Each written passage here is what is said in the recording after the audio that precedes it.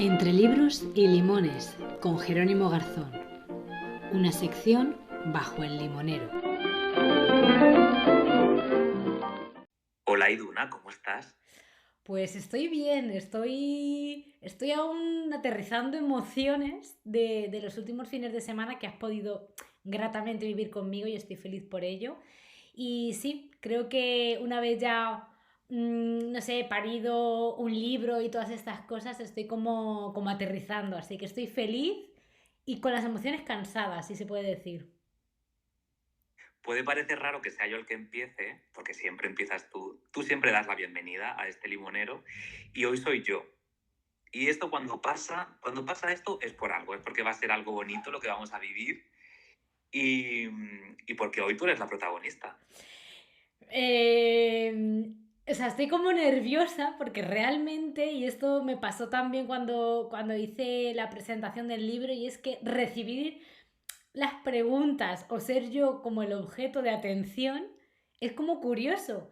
En realidad me siento fascinada y realmente es algo que deseo, por supuesto. Tengo algo que contar como todas esas mujeres que pasan por aquí y como todos esos libros que tú traes. Entonces, no sé, que hoy vaya a ser mi libro del que hablemos, me pone nerviosa y también contenta. Las dos cosas, así que te lo agradezco porque aunque la gente se pueda pensar que esto ya lo sabíamos, yo me he enterado hace un minuto y bueno, pues lo celebro, la verdad, estoy contenta.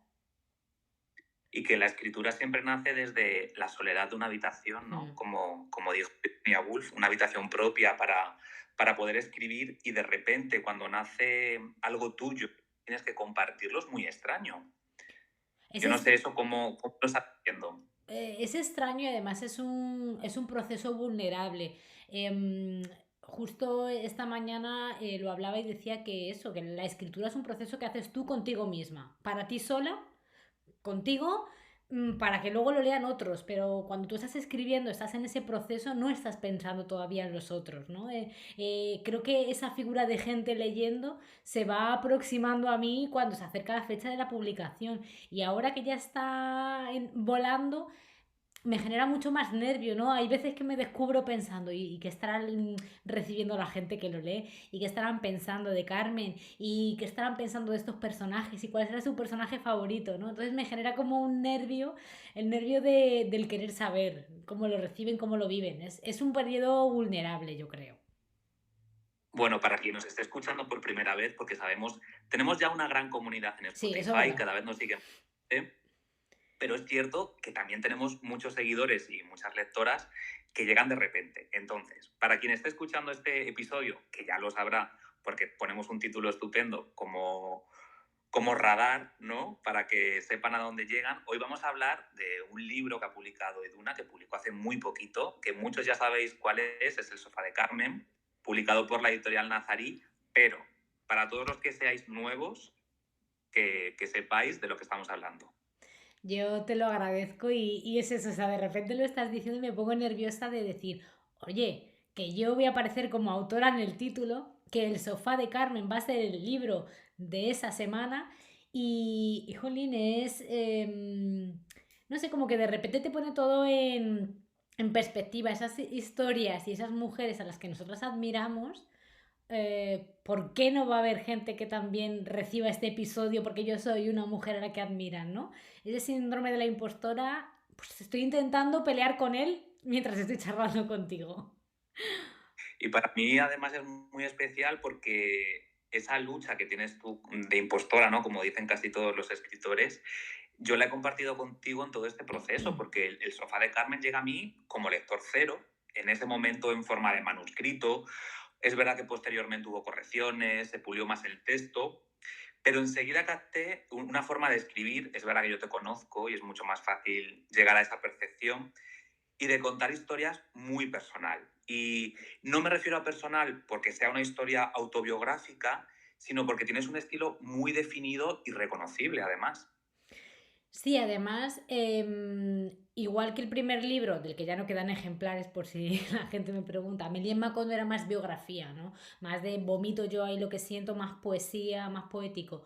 Sin embargo, el Sofá de Carmen es verdad que bebe de mi propia biografía, de la raíz es mi abuela, que forma parte de mi historia, pero también hay mucho novelado, hay personajes que he extraído de otras vidas, de otras abuelas, y que todas se sientan en el Sofá de Carmen. Entonces no es tan autobiográfico, pero sí que es verdad que yo reconozco ahí las lecturas que he hecho a lo largo de estos años. Reconozco ahí tintes de... Yo reconocía muchos tintes de Manuel Rivas, que le he leído muchísimo durante este tiempo, de Cristina Sánchez Andrade, de estas historias y de esta forma de narrar los personajes y las vidas que yo he leído, pues sí que es verdad que lo voy viendo y también he reconocido que voy a esos autores porque yo me siento así, siento que pienso y escribo de esa manera. Entonces yo, el verme y el reconocerme, pues creo que también me hace sentir que de alguna manera madura lo que escribo. Yo creo que sí.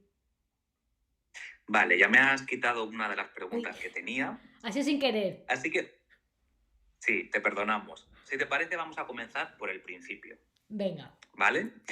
Habitualmente soy yo el que cuenta de qué tratan los libros de los que hablamos, pero hoy quiero que seas tú, porque tú eres la protagonista, quien nos cuente, sobre todo a las personas que sientan curiosidad por leer esta historia o a las que llegan por casualidad que van a encontrarse en el Sofá de Carmen.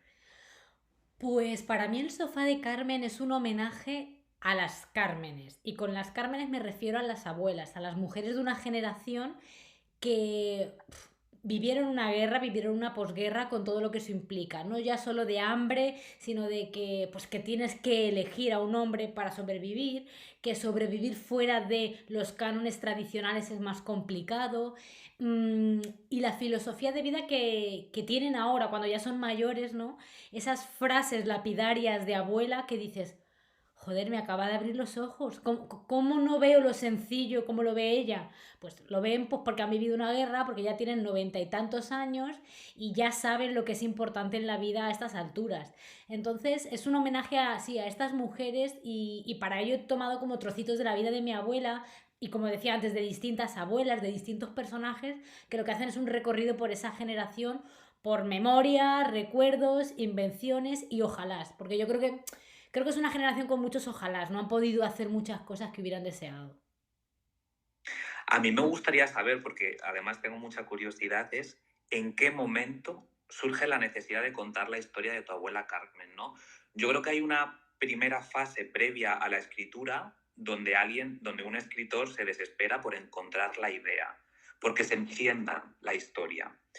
Entonces, ¿tú la tenías clara desde el primer momento? Cuando tú pensabas en escribir tu siguiente libro, ¿sabías que querías contar esto? ¿Cómo nace? Yo creo que las historias las fui acumulando antes de pensar que los iba a convertir en un libro. De hecho, hablaba ayer con una chica que precisamente se compró el libro del Sofá de Carmen, y yo le decía, mira, con mis otros abuelos, con otra parte de los abuelos, me hubiera gustado sentarme a charlar con ellos con la idea de un libro en la cabeza, porque hubiera preguntado de otra manera. Tengo historias, pero no tengo las historias tan dibujadas como con mi abuela Carmen, que cuando dije, oye, es que esta mujer cuenta mogollón de historias, es una verdadera juglar, yo tengo que escribir de esto. Y en ese momento empecé a charlar con ella como pensando en esas historias, convertirlas en texto de alguna manera. Y yo creo que me senté finalmente a componerlas durante la pandemia, porque para mí por lo menos fue un momento en el que teníamos mucho tiempo, pero no había estímulos, porque no podíamos salir a la calle, no podíamos, no había, yo por lo menos soy escritora porque soy cotilla, como digo siempre, ¿no? Tú escuchas historias y tal, pero si estás encerrada, pues no estaban esas historias.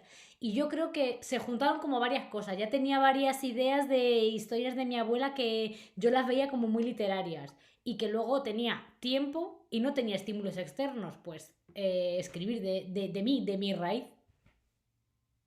Yo creo que fue eso, la verdad. Y sí, ese entenderse de repente y tener claro qué era lo que querías contar. Y esta historia tiene una clara protagonista. Ella vertebra la historia de estas páginas, es una época concreta, pero a la vez también está contada por una voz que forma parte de este presente. ¿Para ti qué era más importante? ¿Que el peso de la voz recayese sobre tu abuela o sobre la mirada contemporánea de la nieta? Yo creo que Carmen, yo creo que quería que fuera mi abuela. Sí que es verdad que, de hecho, eso fue un problema, bueno, un problema. Fue algo que comenté mucho contigo y con los lectores beta, ¿no? El decir, pero se percibe claramente que la voz narrativa, la voz principal es la de Carmen, que yo me cuelo, bueno, yo, la autora, la nieta, se va colando y va poniendo pues frases para que la gente entienda que todas las narraciones vienen porque yo estoy hablando con mi abuela, hay una nieta hablando con su abuela, pero sí que quiero que la protagonista total sea Carmen, sean sus recuerdos, sea su memoria y se vaya viendo la evolución a lo largo del tiempo de Carmen. Yo, bueno, no sé cómo lo percibirá la gente, pero sí que quiero que Carmen sea la protagonista, es su sofá y yo me siento ahí a charlar con ella. ¿Y de qué manera influye la mirada de Carmen sobre la mirada de su nieta? Pues yo creo que la mirada de Carmen al final influye en el sentido o yo por lo menos me siento con la responsabilidad de vivir todas las cosas que ella quiso y no pudo. No desde una manera obsesiva, ¿no? De, bueno, mi abuela quiso ser jardinera y como no pudo ser jardinera, yo tengo que ser jardinera. Pues no, ¿no? Siempre respetando mis propios deseos, pero sí que es verdad que muchas veces pienso, mi abuela a lo mejor estuvo con una persona que le tocó. O sea, no se pudo a lo mejor ni plantear el dejar a esa persona porque estoy viviendo una vida que no es la que yo quiero, pero es que no puedo moverme de aquí, porque es que no tenemos recursos, no hay libertad económica y tal. Bueno, pues nosotras somos una generación de mujeres que por supuesto que te puedes replantear empezar y no empezar mil veces, mil historias, incluso estar sola, tener una libertad. Y eso muchas veces sí que me lo cuestiono comparándome con mi abuela. Es decir, mira, yo no me puedo quedar con una historia o con historias que no me interesen porque es que yo tengo el poder de elegir. Y a nivel profesional exactamente igual. No tienes que elegir estar en un sitio y no moverte porque tengo que alimentar una familia, que bla, bla, bla. Entonces sí que creo que la mirada de mi abuela me afecta en ese sentido, que por comparación digo, yo lo voy a hacer porque tú no pudiste. Claro, porque sobre todo el poder de la elección las ha moldeado a ellas, pero también nos ha moldeado a vosotras, incluso a nuestras madres. No hay que irse tan lejos como a la generación de nuestras abuelas. Sí, totalmente. Además, yo creo que somos, bueno, yo de hecho creo que todas las generaciones tienen, se nota un cambio brutal a nivel feminismo o a nivel mujeres, porque creo que tradicionalmente hemos sido las que hemos visto más recortados nuestros derechos y nuestras posibilidades de elegir, que al final es para mí lo que es la libertad. Y yo creo que se ve una clara diferencia en la generación de las madres, en la generación de las abuelas, nosotras y las que vienen después. Y yo creo que eso también se va percibiendo un poco en el sofá de Carmen. Creo que sí que va evolucionando y se van viendo las posibilidades de elegir que tiene Carmen y cómo su carácter se va desarrollando y va permitiendo mostrar con lo que cada época le brinda y las posibilidades que le brindan, pues se va mostrando una Carmen pues, más guerrera, ¿no? Sobre el carácter, luego tengo una pregunta sobre el carácter, porque creo que define muy bien el estilo de la novela. Pero hablando de estilo de la novela, cuando empiezas a leer, rápidamente se intuye un estilo muy lírico, una autora que conoce la poesía, en este caso yo te conozco, entonces eso es más fácil, o que por lo menos ha escrito poesía. Y eso se mantiene de una forma constante durante todo el libro, dando forma, podríamos decir que es a tu estilo. A mí esto me alucinaba mucho porque yo te pregunto, ¿cómo has hecho para mantener esa musicalidad y ese ritmo constantemente? Es que no hay un momento en el que digas, desaparece ese lirismo. Y a mí me parece complicadísimo. ¿Cómo lo has hecho? Pues yo es que creo que es un poco, supongo que ya tengo mi tono o tengo mi forma de comunicar. Igual que me comunico de una manera hablando, escribiendo también tengo mis propios recursos. Y es lo que me gusta. Entonces tú cuando te lees y te relees, pues vas buscando lo que te gusta. Y supongo que me siento cómoda en ese lirismo, en esa metáfora bonita, ¿no? Con ese puntito.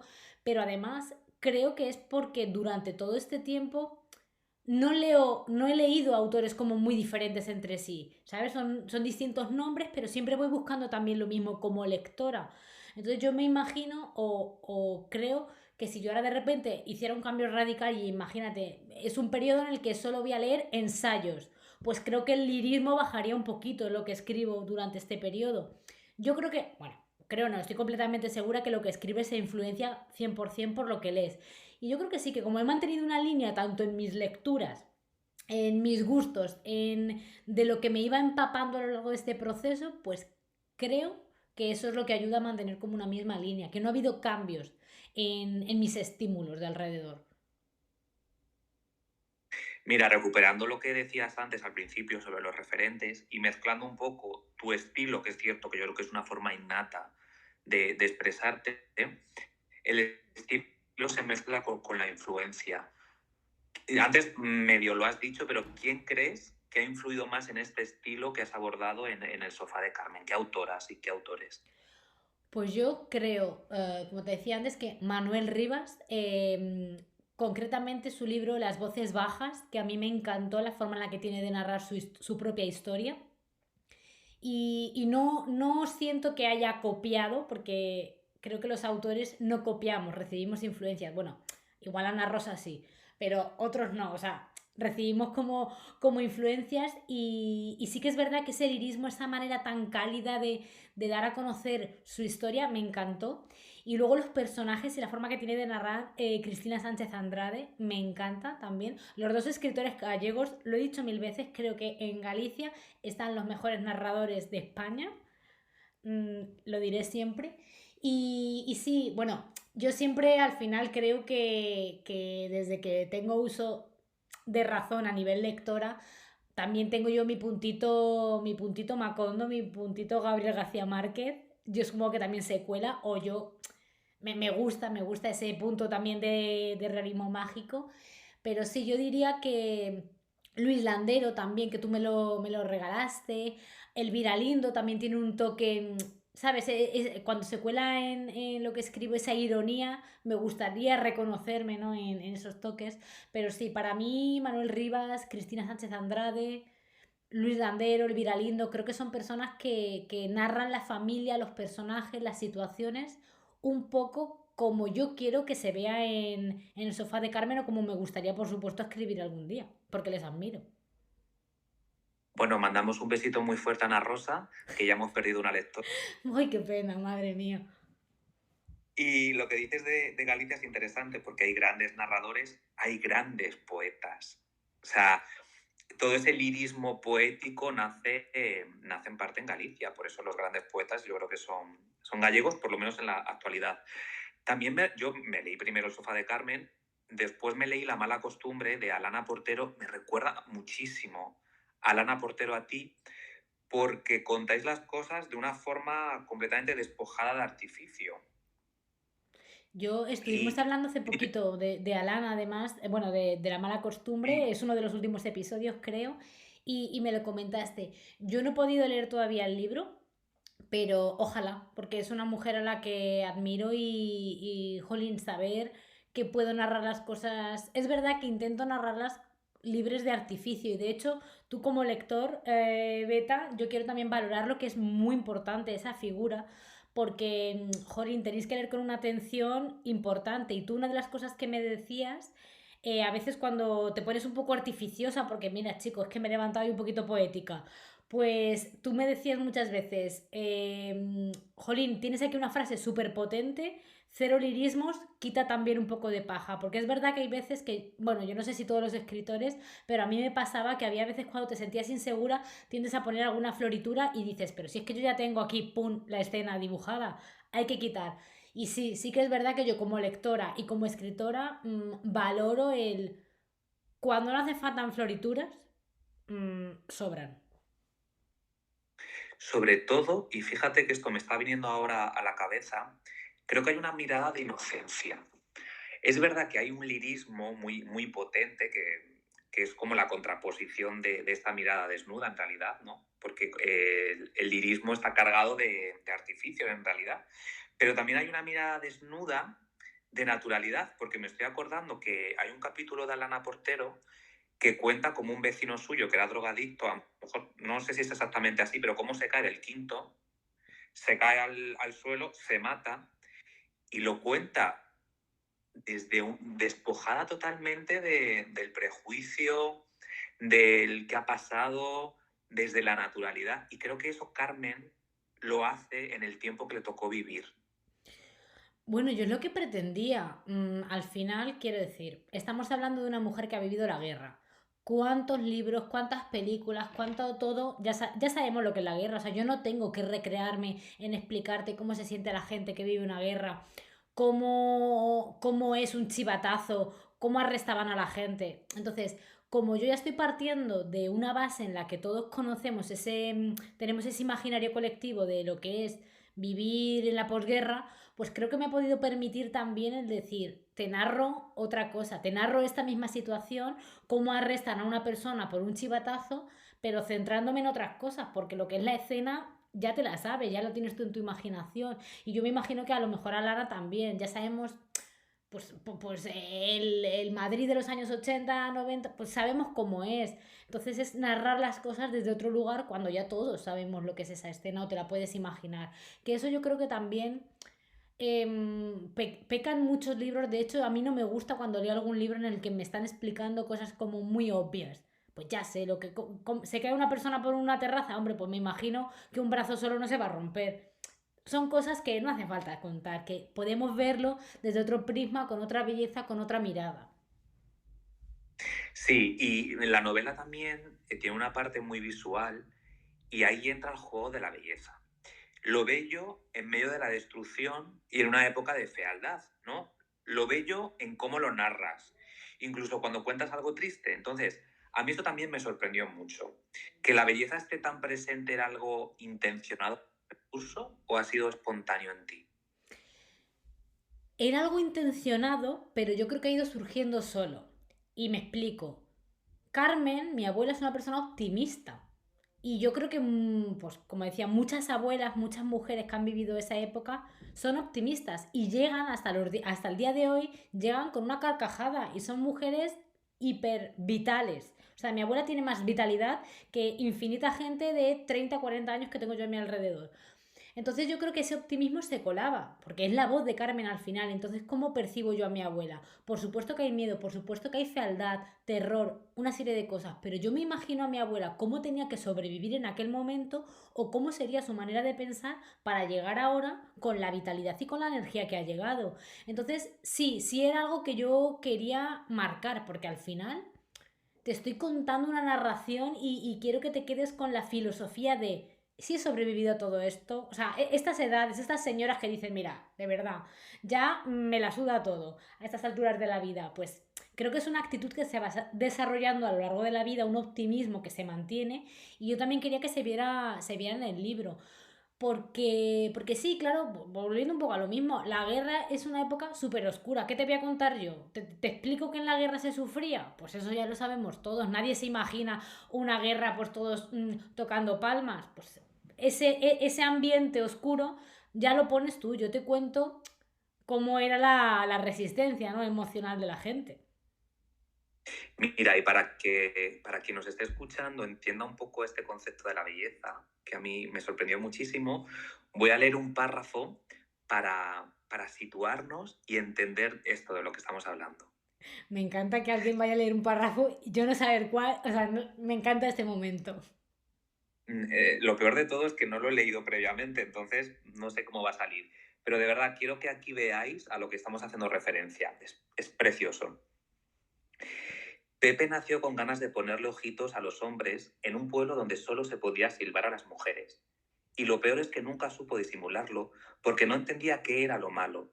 Solo tenía claro que él no buscaba lo mismo que el resto de su quinta. Así que perfeccionó el arte de hacerse a un lado cuando el tema no era de su agrado.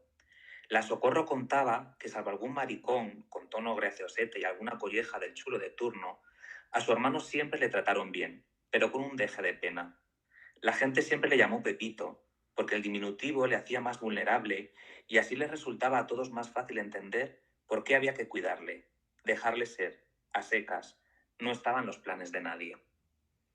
Qué bonito este trozo. Vale, cuando he preguntado esto, estás contando algo tan triste, tan demoledor, pero es que solo lees belleza. O sea, es que es tan bello cómo está narrado que por un momento te olvidas de la tristeza de ese mundo y de ese momento y de esa persona. Sí, además, por ejemplo, en esta historia yo lo que quería también transmitir es esa inocencia de la que tú también hablabas, y es que estoy completamente segura que vamos a ver, hay gente que está muy enferma de la cabeza, que odia porque odia, son cosas que no entendemos y a día de hoy sigue existiendo. Pero estoy completamente segura que habría gente pues que fuera Pepe, el mariquita del pueblo, pues que le daba lo mismo, ¿sabes? Que simplemente le decían mariquita pues como en tono gracioso, que no buscaban hacer daño a esa persona, que no entendían tampoco qué era lo que estaba mal, simplemente, bueno, pues no se puede ser mariquita y no te cuestionabas más. Creo que hay esa inocencia muchas veces. Lo que pasa que, claro, esa inocencia perpetuada en el tiempo, pues también duele, ¿no? Que la gente no se cuestione las cosas, que la gente no se cuestione por qué Pepito no podía liarse con un señor, pues duele, ¿no? Pero sí que hay escenas que yo creo sinceramente que en la realidad tienen esa inocencia de decir, no sé por qué, pero no puedo besarme con otro hombre. Sí, es muy bonita. Tiene ese punto de inocencia y también de humor, porque la mirada de Carmen pasa por el filtro de tus palabras y muchos pasajes son divertidos incluso cuando habla de momentos muy duros. ¿Esa alegría de la tristeza forma parte de cómo has visto vivir a tu abuela o porque tú no querías dramatizar el texto? No, es que mi abuela es así. O sea, real que Carmen es así. Es una mujer que, claro, yo conozco su historia y todas las cosas que he contado ahí están vividas por ella o por su entorno. Y, joder, son cosas difíciles, son cosas duras. Ha tenido que vivir una época muy jodida. Y ella siempre se ríe, o sea, que te lo cuenta y le entra la risa. Entonces, que me esté contando, mi padre me abandonó, no sé qué, no sé cuántas, y de repente le entre la risa, pues yo creo que sí, que eso incuestionablemente se deposita en el libro y yo espero y confío tener algo de eso también en mi carácter, la verdad. Pues la risa salvó a tu abuela, que puede ser como la gran lección de este libro. Hay gente que dice que los libros te pueden salvar. Yo no estoy muy seguro de eso. Yo no sé realmente si a mí un libro me ha salvado. Tampoco sé muy bien si leo para algo. Quizá yo creo que no hay que leer para algo, sino para finalmente deslumbrarte.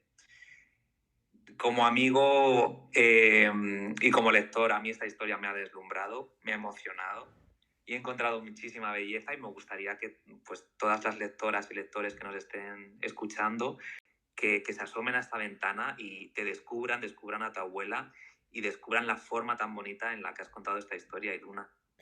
Jo, yo te lo agradezco muchísimo, lo decía al principio, el hecho de ser yo la protagonista de una conversación de literatura me recuerda que yo soy escritora, igual de válida que todas estas que traemos aquí, todas estas mujeres. Por supuesto, tengo una carrera mucho más breve y seguiré ahí, pero el que me des voz, yo te lo agradezco muchísimo como amiga y como escritora, como las dos cosas.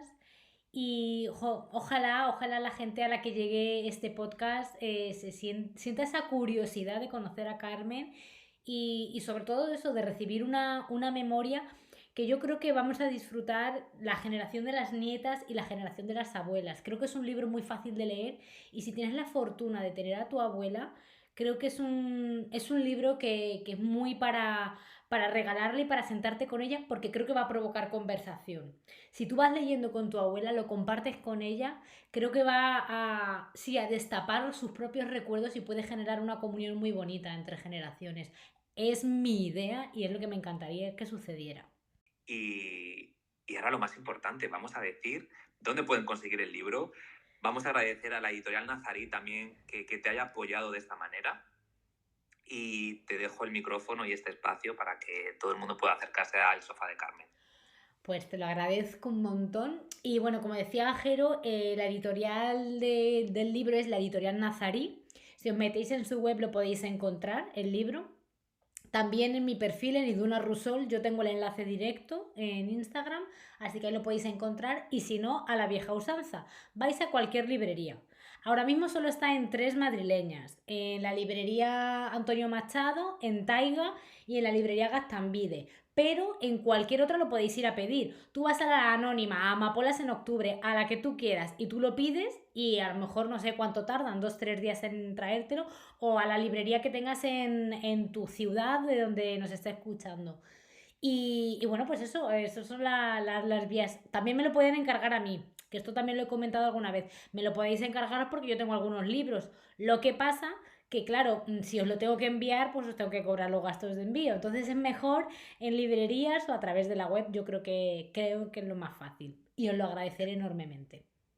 Pues ahí queda ese mapa de búsqueda para llegar a tu historia, Iduna. Muchísimas gracias por todo y te abrazo desde Madrid.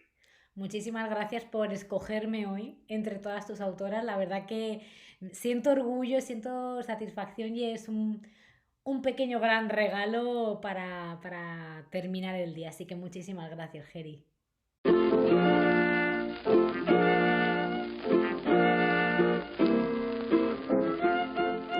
Gracias por escuchar un nuevo episodio de Entre Libros y Limones, por la curiosidad de encontrar una nueva historia en la que reconocerte, algo que llegue a ti por casualidad y que te emocione, una conexión inesperada y compartida que surja desde este espacio.